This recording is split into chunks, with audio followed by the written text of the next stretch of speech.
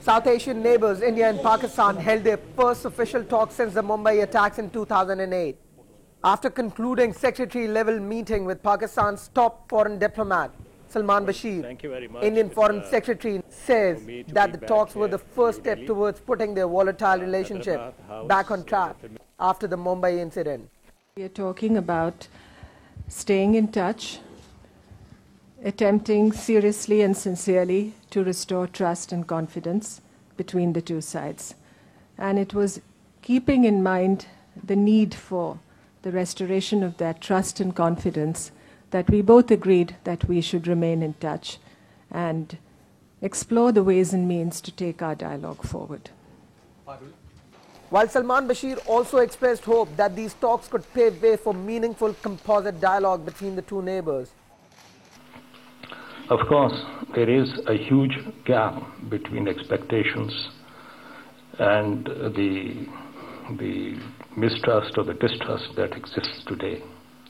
My effort to come here on the invitation of the Indian Foreign Secretary was to bridge our differences, to see if we can honestly, openly, frankly, and also in a cordial atmosphere,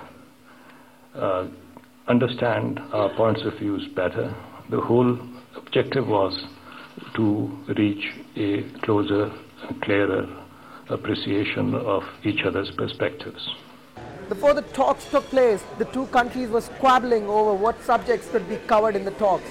Now, following the meeting, it has emerged that the Indian side's focus was terrorism, while their Pakistani counterparts laid emphasis on why the resolution of Kashmir issue is vital for the long-term peace and prosperity of the region. According to the analysts, expectations from the talks were modest and no breakthrough was expected in core disputes. But for now, just a simple pledge to continue the dialogue is a step in the right direction. Because at least talking about talks is better than not talking at all. Hassan Sardar, Dawn News.